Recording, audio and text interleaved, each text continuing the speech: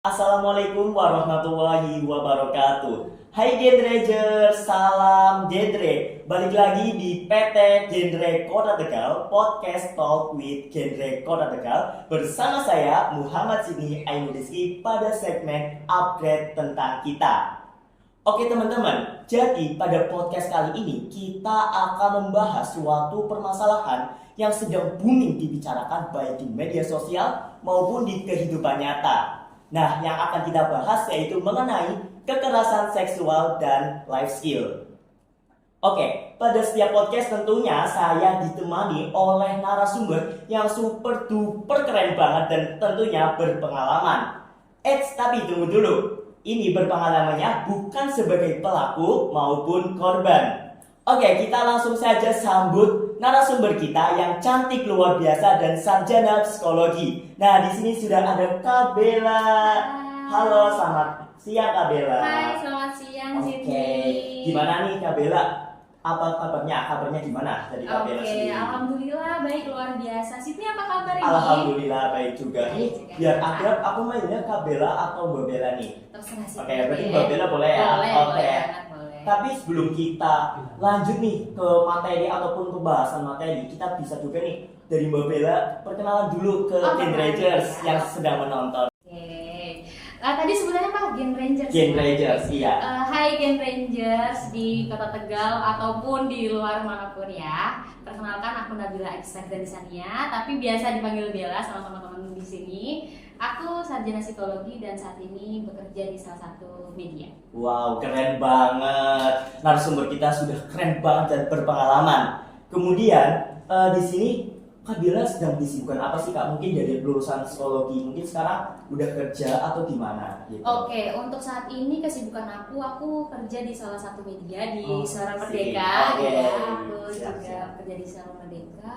Itu sih aku lagi kesibukannya itu kerja. Mungkin gitu ya Kak, kesibukannya. Wah, terlalu keren banget. Nah, mungkin kita langsung aja ke pertanyaan yang pertama mengenai kekerasan seksual. Nah, mungkin dari dunia psikologi, mungkin pernah lah dibahas mengenai kekerasan seksual. Betul sekali. Mungkin dari pendapat ataupun POV dari Mbak Bella itu gimana sih? Apapun definisi dari kekerasan seksual itu. Iya. Oke, dari kekerasan seksual sendiri dari psikologi gitu ya, dari dunia psikologi itu sebenarnya setiap perlakuan atau perilaku dari seseorang yang merendahkan, menghina, melecehkan, atau menyerang tubuh bahkan fungsi dari reproduksi seseorang dan mengakibatkan seseorang yang diserang itu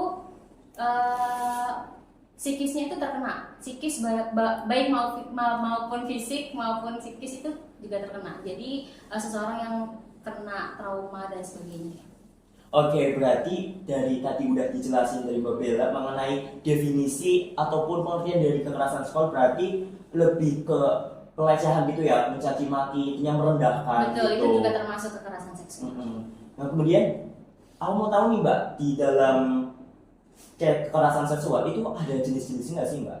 Mengenai kekerasan seksual ya. Kalau kekerasan seksual itu ada jenisnya, ada beberapa jenis yang bisa digolongkan menjadi kekerasan seksual. Itu ada beberapa. Yang pertama itu verbal. Verbal itu termasuk ke dalam mereka-mereka yang mengutarakan lelucon-lelucon terkait mungkin lelucon ke arah yang lebih seksual seperti itu, ataupun mungkin siul, catcalling mungkin kita sekarang ya bilangnya ya, catcalling itu juga termasuk salah satu kekerasan seksual. Lalu ada lagi yang non fisik. Jadi verbal sekarang non fisik itu bisa jadi yang tadi seperti yang tadi ya, ataupun kayak menguntit. Itu menguntit kalau misal membuat orangnya itu nggak nyaman atau merasa tertekan gitu, itu sudah termasuk kekerasan seksual. Lalu ada lagi fisik yang mungkin teman-teman di sini juga tahu ya, kalau misal kekerasan seksual yang fisik itu seperti mohon maaf pemerkosaan. Lalu mungkin ada lagi yang meraba-raba atau memegang daerah-daerah yang tidak seharusnya gitu. Betul.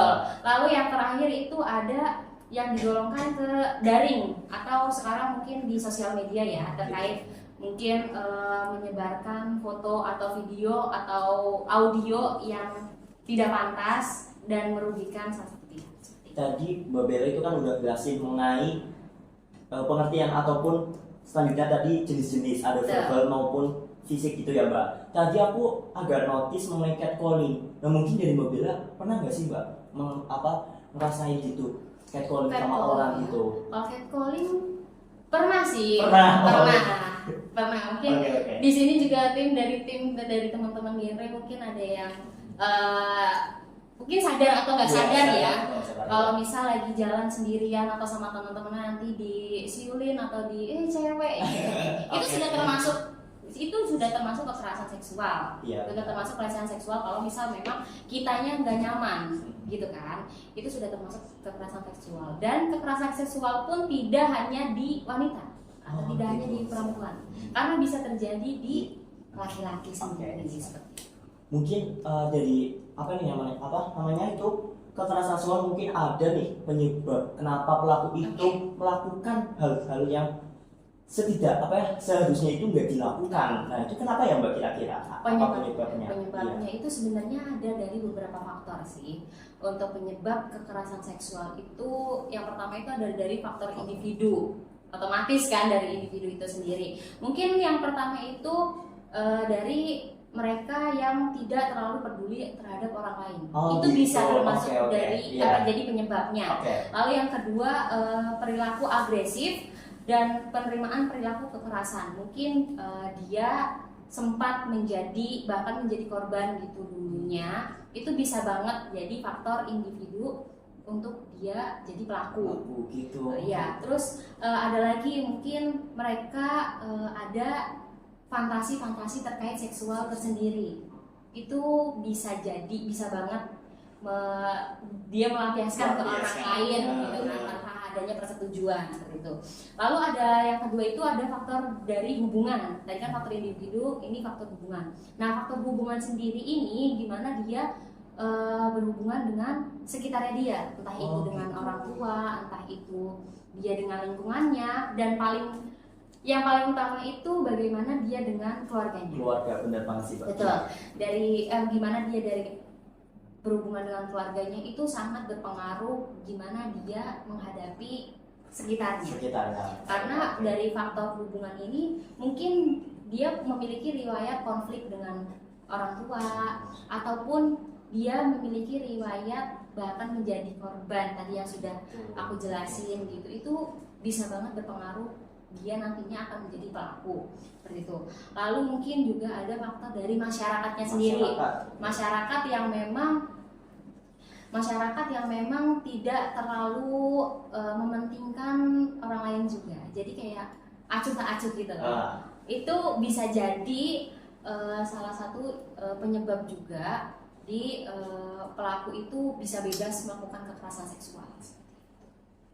Banyak banget ya Mbak penyebab dari yang namanya kekerasan seksual. Berarti misal disimpulkan ada faktor eksternal maupun internal gitu. Mungkin dari internal tadi faktor keluarga ya, gimana caranya kita komunikasi dengan orang tua ataupun kakak ataupun saudara-saudara kita. Kemudian yang mengenai faktor internal lebih ke eksternal maksudnya ya teman-teman. Mohon maaf kalau berarti eksternal itu lebih ke pergaulan sama teman-teman gimana. Betul banget pergaulan. Dan kalau misal korban kekerasan itu kalau misal di kita ya, gitu, korban kekerasan itu tidak pernah salah.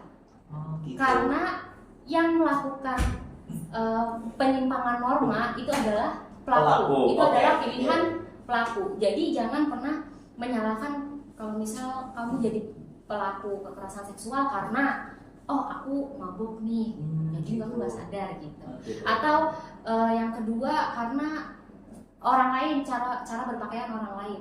Jangan pernah dijadikan alasan kalau misal kamu jadi pelaku kekerasan seksual itu karena itu gitu loh. Karena ya mereka punya pilihannya tersendiri mau pakai apa, mereka punya pilihannya tersendiri, mereka mau mungkin pas jalan sendirian atau gimana gitu. Itu mereka punya pilihan tersendiri seperti itu. Jadi ya penyimpangan norma seperti itu ya pilihannya pelaku. Jadi ya korban yang tidak pernah salah. Berarti korban itu nggak pernah salah ya Mbak, yang salah itu pelakunya gitu ya, gimana menanggapi gitu ya Mbak. Nah mungkin dari tadi udah tahu nih definisi penyebab.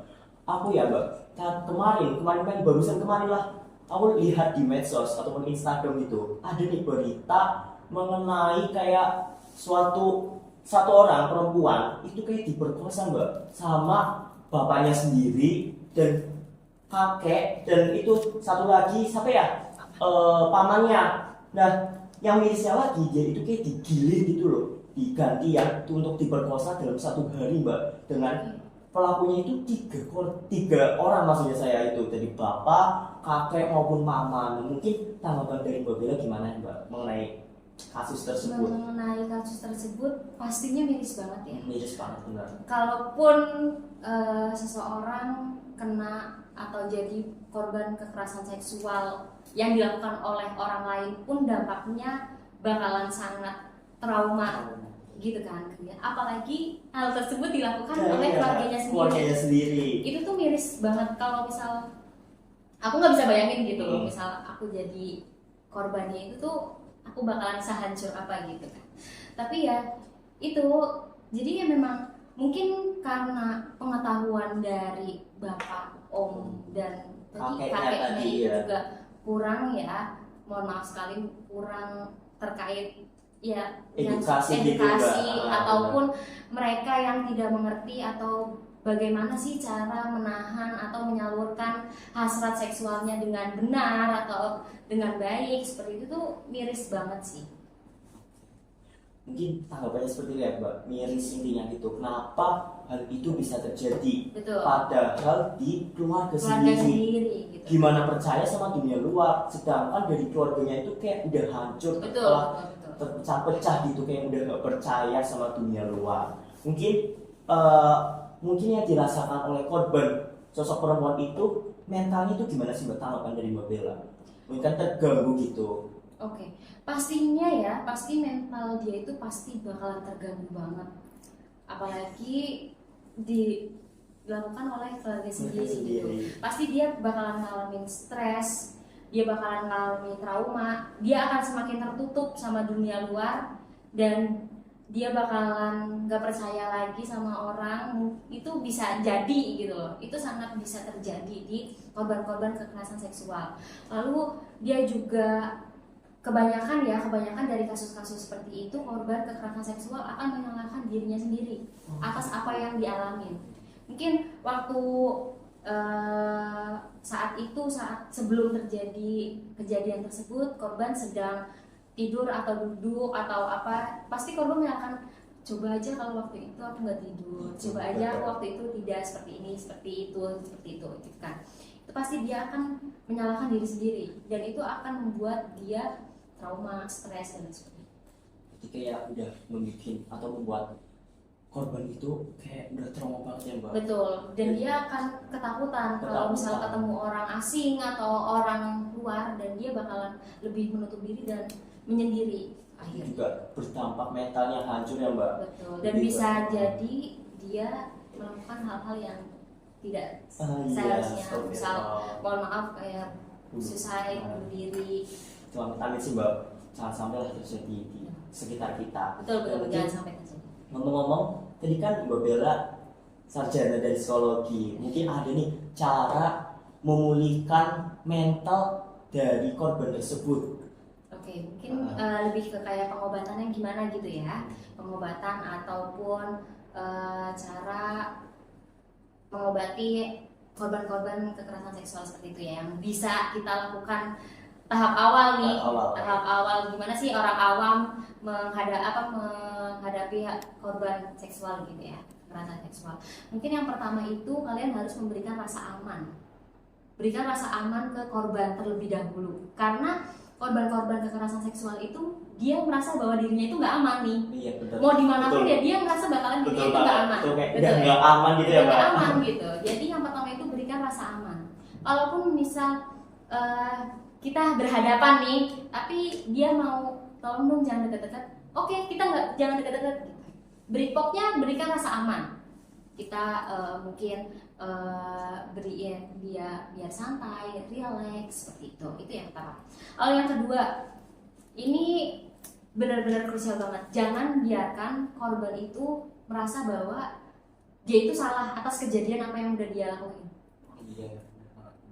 Jadi sebisa mungkin kita ngasih pemahaman ke korban kayak, ya kamu ini bukan salahmu kok, ini bukan salahmu gitu. karena otomatis korban itu pasti akan berpikiran itu adalah kesalahan dia. Oke. Lalu yang ketiga, ini krusial banget ini. Krusial lebih parah Langsung gitu. saja dibawa ke psikiater atau psikolog gitu untuk penanganan lebih lanjut. Karena kan kita sebagai orang awam kan memang tidak tahu ya untuk bagaimana sih ini yang tepatnya gimana. Kita juga jaga-jaga barangkali bikin salah perkataan atau salah perbuatan gitu kan. Itu bakalan bikin korbannya lebih down atau lebih menutup diri. Itu langsung aja kita psikiater atau psikolog. Berarti untuk memulihkan nih dari cara yang udah disampaikan Mbak Bella itu kita harus sering-sering memotivasikan Mbak. Betul. Karena peran kita sebagai mungkin teman ataupun keluarga gitu harus lebih memfasilitasi gitu teman-teman. Intinya kita harus selalu dukung dia. Betul. Supaya dia mentalnya nggak hancur banget. Dan juga tadi semisal kita udah nggak bisa menangani dia, mungkin lebih ke dibawa ke psikiater. Langsung aja gitu. ke psikiater atau psikolog gitu. Oke Mbak Bella, mungkin tadi Jimmy sendiri kan apa namanya korban itu kan nggak selalunya perempuan gitu Mbak. Nah mungkin ada, saya baca itu hasil riset itu laki-laki juga bisa menjadi korban. Betul Bang. Nah mungkin gimana sih pendapat dari Mbak Bella gitu? Iya, jadi untuk kekerasan seksual itu sendiri tidak memandang gender sebenarnya. Siapapun bisa kena. Karena tidak menutup kemungkinan juga perempuan bisa menjadi pelaku kekerasan seksual itu sendiri. Entah itu kekerasan seksual secara verbal, non fisik, bahkan sampai fisik gitu. Mungkin yang sekarang lagi hype banget itu kekerasan seksual di daring ya atau sosial media ya, karena kemudahan transfer informasi itu lebih cepat gitu kan. Jadi kalau misal pun kayak misal aku pengen ngirim foto atau video atau audio bahkan itu tuh bisa kemana aja gitu tuh. Jadi tidak menutup kemungkinan bahwa laki-laki juga bisa kena jadi korban kekerasan seksual. Mungkin biar gak terjadi lagi, ada nggak sih Mbak terobosan buat kita khususnya para remaja biar kejadian yang kayak gini lagi, amit-amit kayak kekerasan seksual itu gak terjadi lagi di dunia kita ataupun di sekitar kita gitu, gimana Mbak? Cara pencegahannya ya. Iya. Sebenarnya tuh cara pencegahannya itu lebih ke diri masing-masing ya, lebih ke individu masing-masing seperti itu sih. Karena kita kan nggak bisa ya, kita nggak bisa mengontrol perilaku orang lain gitu. Kita hanya bisa mengontrol diri kita sendiri seperti itu. Dan untuk pencegahannya sendiri mungkin kayak seperti di rumah, di lingkungan, kita juga harus nih, apalagi untuk teman-teman yang remaja ini ya, genre ini tuh perlu banget cari pergaulan yang ke arah positif. Jangan sampai salah pergaulan, karena kan teman-teman remaja ini kan masih zamannya masih suka banget nih kumpul-kumpul sama teman-teman main gitu kan. Nah itu pergaulan itu dilihat banget. Pilih, nggak apa-apa pilih-pilih, dibilang kamu pilih-pilih teman banget sih nggak apa-apa. Yang penting kamu aman dan harus protektif sama diri sendiri.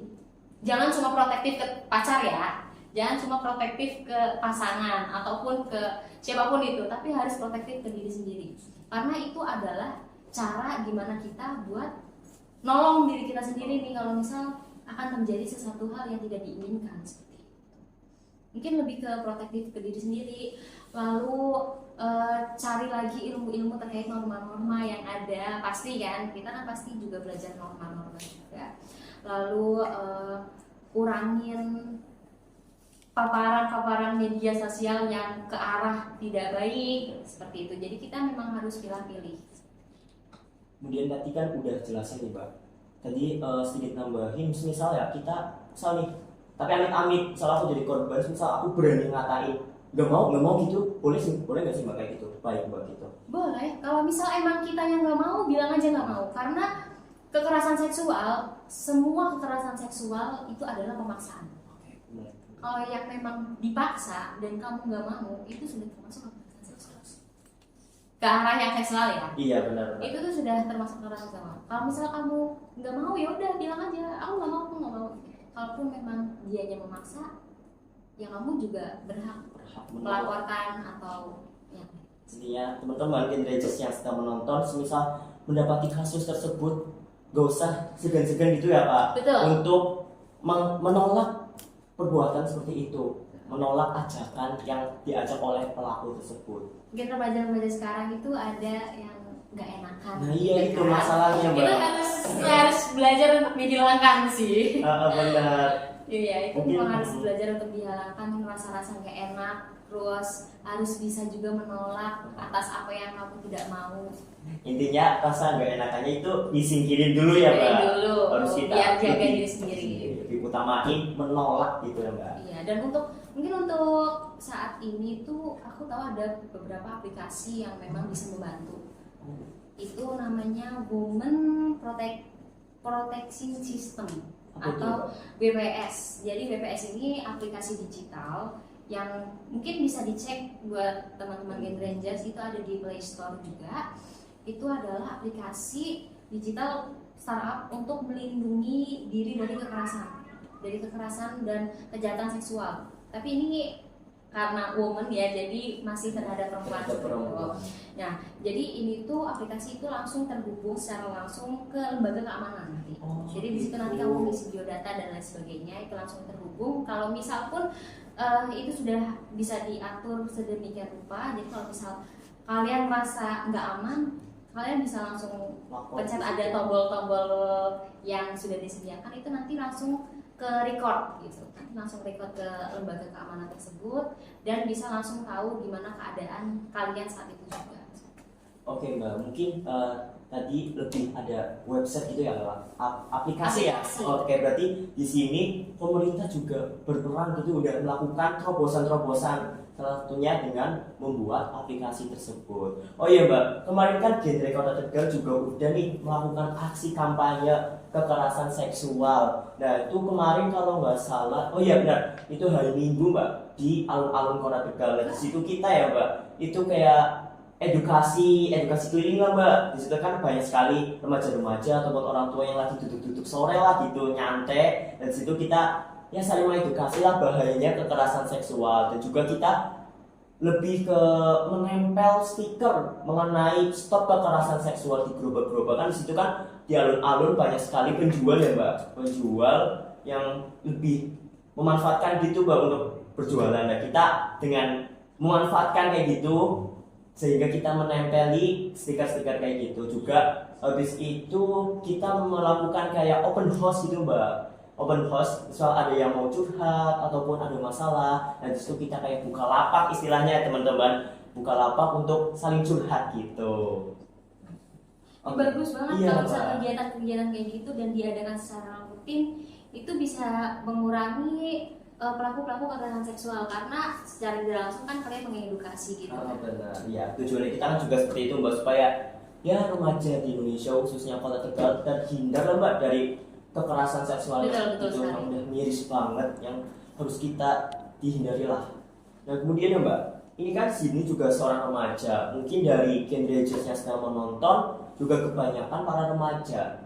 Nah mulai dari sejak dini itu udah menemukan life skill ataupun keterampilan hidup, bahkan ataupun semisal ada yang baru merintis untuk menemukan life skill. Nah itu juga tujuannya untuk sebagai menyiapkan diri untuk Indonesia Emas tahun 2045. Nah mungkin dari pendapat Mbak Bella itu gimana ya Mbak? Untuk menuju Indonesia Emas 2045 memang harus disiapkan ya Sydney ya, dari sekarang ya. Apalagi remaja-remaja sekarang memang perlu nih diajarkan untuk ayo lari-lari nih buat mengejar life skill ataupun belajar terkait keterampilan hidup yang tadi sudah Sydney katakan gitu. Tapi kan memang tidak menutup kemungkinan bahwa untuk menuju Indonesia Emas 2045 ini ada hal yang positif dan negatif gitu kan. Tapi memang kita kan memang semuanya itu ingin semuanya ke arah yang positif dan tidak ada yang negatif seperti itu. Jadi untuk keperluan life skill yang memang diperlukan buat remaja-remaja sekarang ini, kalian bisa banget cari banyak-banyak kegiatan yang memang positif atau memang bisa mendukung apa yang kalian inginkan di masa depan. Cita-cita kalian apa, kalian itu bisa dimulai dari sekarang untuk belajar hal tersebut gitu. Kalaupun selain hal-hal itu, kalian juga bisa mungkin seperti life skillnya itu, kalau misalnya remaja-remaja sekarang itu belajar untuk mengambil keputusan. Itu butuh banget untuk remaja-remaja sekarang kan, cara mengambil keputusan yang benar dengan melihat resiko-resiko di belakangnya yang ada seperti itu. Lalu belajar untuk keterampilan hidup yang kedua itu belajar untuk merawat diri. Itu sangat dibutuhkan untuk kedepannya gitu kan. Jadi memang kalau misal kedepannya kalian ingin nih memiliki masa depan yang memang ke arah yang positif, apalagi untuk Indonesia Emas 2045 itu kalian harus banget nih bisa menjaga kesehatan dan merawat diri sendiri gitu kan. Jangan melulu untuk menjaga orang lain gitu, diri sendiri juga perlu dijaga ini. Harus dijaga ya, harus dijaga gitu. dan harus dirawat seperti itu. Lalu untuk yang terpenting lagi ada manajemen waktu.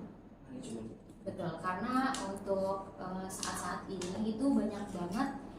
Mungkin dari kalian yang aku lebih pengen main banget nih gitu. Lebih banyak mainnya nih daripada belajarnya gitu. Itu bisa nanti ke depannya itu kalian itu keteteran. Jadi memang belajar untuk memanajemen waktu, melihat mana yang saat ini penting, melihat yang oke, ini bisa dikerjain besok kok, main masih bisa besok kok, tapi yang belajar ini itu lebih utama nih, karena kan remaja-remaja sekarang memang tugasnya kan yang pertama kan adalah belajar. Nah itu dia, jadi memang harus belajar manajemen waktu, membuang hal-hal yang dirasa bisa nanti atau kurang penting itu bisa disingkirkan dulu dan bisa diganti yang ke prioritas. Lalu yang keempat juga mengatur atau menghargai mungkin uang yang saat ini kalian punya, manajemen uang itu penting banget, betul. Terus ada juga yang terakhir ini yang juga sangat penting ya, harus mengontrol emosi. Bener banget sih, Mbak. Karena lihat dari sekarang kan apalagi banyak banget ya kenakalan remaja saat ini, dengan mungkin yang kayak hal-hal sepele, kayak disenggol dikit langsung marah, langsung ngebacok apa gitu kan banyak banget ya. Itu nggak hanya satu atau dua kasus tuh terkait yang hal seperti itu. Jadi memang kalian ini atau kita atau aku juga itu perlu banget untuk mengontrol emosi, belajar lagi mengontrol emosi. Penting banget mengontrol emosi ya teman-teman. Walaupun ada perkataan yang nggak sengaja diucap teman, ya mungkin ada beberapa yang bikin gak enak hati ya Mbak. Betul. Ya aku rasain juga gitu Mbak, yang tadi memanage waktu kurang banget Mbak, serius Mbak. Lebih gimana ya Mbak, tipsnya Mbak lebih ke gimana memanage waktu yang lebih rinci gitu Mbak. Manage waktu biar gak keteteran ya. Kalau misal dari aku sendiri sih, kita lihat segimana sih prioritas hal tersebut untuk saat ini gitu. Misal nih, aku prioritas saat ini adalah pekerjaan. Ya udah, aku utamain dulu pekerjaan aku. Untuk masalah terkait main ataupun berhubungan di sosial yang lain, itu nanti bisa sambil jalan kok, gitu kan. Yang utama itu kalian harus tahu prioritas mana dulu nih yang mau kalian kerjain. Kalau mungkin untuk Sydney saat ini sekolah yang paling utama. Sekolah itu yang paling utama. Ya udah tahu dulu nih, prioritasin dulu hal-hal yang memang berhubungan dengan sekolah. Lalu yang kedua mungkin untuk Sydney komunitas ataupun ekskul, forum juga ini forum genre gitu. Itu juga tahu nih prioritasnya di prioritas berapa. Untuk yang selanjutnya itu nanti bisa sambil mengalir. Oke teman-teman, berarti intinya kita harus kayak menyusun skala prioritas gitu ya Mbak. Betul. Lebih ke mana dulu yang penting dan lebih dikerjain dulu itu mana gitu. Yang nggak penting banget itu gampang lah nanti. Terus juga tadi kan ekskul ya Mbak. Nah itu kan yang aku rasain ya sama teman-teman. Itu kan ada yang bilang kamu sana ikut ekskul yang banyak-banyak biar pengalamannya juga banyak. Tapi malah yang terjadi justru dengan fokus misalnya banyak sekali ekskul tapi malah fokus di satu ekskul dan ekskul yang lainnya itu kayak udah terbengkalai gitu. Nah gimana Mbak pendapat dari Mbak gitu? Iya itu balik lagi kita gimana cara untuk tahu terkait limit. Itu penting banget, tahu terkait limit di kita sendiri. Misal nih aku bakalan keteteran nggak ya, misal kalau misal ikut 3 eskul, terus kalau misal aku ikut 2 eskul, itu aku bakalan keteteran nggak ya, lebih worth it yang mana nih? Kalau misal aku ngerasa oh aku bisa nih sekolah ada tugas tapi dengan 3 eskul, aku masih bisa ambil semua nih, limitku belum ini nih sampai batas nih, itu bisa banget gak apa-apa. Tapi kalau misal kamu yang ngerasa keteteran, ya udah berarti kamu kurangin lagi kegiatan di luarnya. Berarti ya yang penting ya Mbak, yang lebih disukai dan yang gak disukai daripada buang-buang waktu gitu ya Mbak. Ataupun nanti kamu tahu nih, ini eskul ini bakalan berguna banget ke depannya buat mendorong apa yang aku cita-citakan. Mungkin ya Mbak, lebih ke sebagai penutup, ada nggak sih Mbak pesan ataupun kesan, lebih ke pesan-pesan sih Mbak ke generasi muda, para Gen Rangers nih yang sedang menonton mengenai kekerasan seksual gitu. Mungkin buat penutup pesannya gimana Mbak? Oke, pesannya ya buat teman-teman Gen Rangers, atau buat teman-teman remaja yang lain di luar sana, itu lebih protektif ke diri sendiri. Jangan mau dipaksa kalau misal memang kalian yang nggak mau ya. Dan aku harap juga kalian pokoknya menghindari hal-hal yang memang tidak berguna untuk masa depan kalian nanti, ataupun kalian juga harus tahu resiko dari mungkin perilaku kalian yang saat ini bakalan kalian lakukan nanti di kedepannya itu kayak gimana, itu kalian harus tahu banget. Terus jangan lupa buat terus mau belajar ya, karena memang masa-masa kalian itu masa-masa emas nanti buat generasi selanjutnya. Itu kan butuh banget pengetahuan, lalu relasi, walaupun relasi juga perlu, tapi juga harus pilih-pilih mana yang memang mendukung ke arah yang lebih positif ataupun mana yang tidak. Oke, mungkin ada nggak sih Mbak, tadi kan udah pesan mengenai kekerasan seksual dan life skill, lebih ke misal ada pesan buat para Gen Rangers yang di rumah, tapi lebih khusus buat mental Gen Rangers yang ada di rumah. Oke, gitu. Khusus ya untuk mental ya, karena saat ini lagi sangat hype banget, lagi happening banget terkait mental. Yang pertama, jangan takut atau malu untuk bercerita ke orang lain. Terkait apapun yang kamu rasakan, itu jangan takut atau malu ataupun bingung mungkin cerita ke orang lain gitu. Dan kita juga harus lebih peka ke orang-orang sekeliling kita, karena belum tentu orang-orang yang gembira, senyum tiap saat itu mereka juga pasti ada masalah gitu loh. Iya betul. Jadi memang kita harus lebih peka lagi ke sekeliling. Pokoknya jangan ragu buat cerita, harus peka lagi sama sekeliling, harus terus banyak belajar juga untuk mengatur emosi, mental dan lain sebagainya. Oke, Gen Rangers, gak kerasa nih kita udah berbincang-bincang dengan Mbak Bella membahas mengenai kekerasan seksual, kemudian kesehatan mental para korban, dan tadi udah bahas juga mengenai life skill. Oh ya Mbak, sebelum kita tutup, boleh nih kita slogan dulu ditunjukin ke Gen Rangers yang sedang menonton. Kita juga punya slogan dalam kegiatan update tentang kita, terutama dalam kekerasan seksual. Boleh. Ya, aku contohin dulu ya Mbak. Boleh. Jadi slogannya gini Mbak. Stop kekerasan seksual, semua peduli, semua terlindungi. Oke Mbak, gimana? Boleh. Langsung aja kita? Boleh, langsung. 1, 2, 3. Stop kekerasan seksual, semua peduli, semua terlindungi. Oke Mbak Bella, terima kasih banget udah ngeluangin waktu di tengah kesibukannya, dan selamat untuk menjalankan aktivitasnya lagi. Dan untuk Gen Rangers yang sedang menonton, terima kasih banget telah menonton podcast Genre Kota Tegal kali ini. Dan jangan lupa like, comment, dan subscribe, dan follow Genre Kota Tegal gitu teman-teman. Oke, kita cukupkan saja ya Mbak Bella. Terima kasih semuanya. Salam genre. Dadah.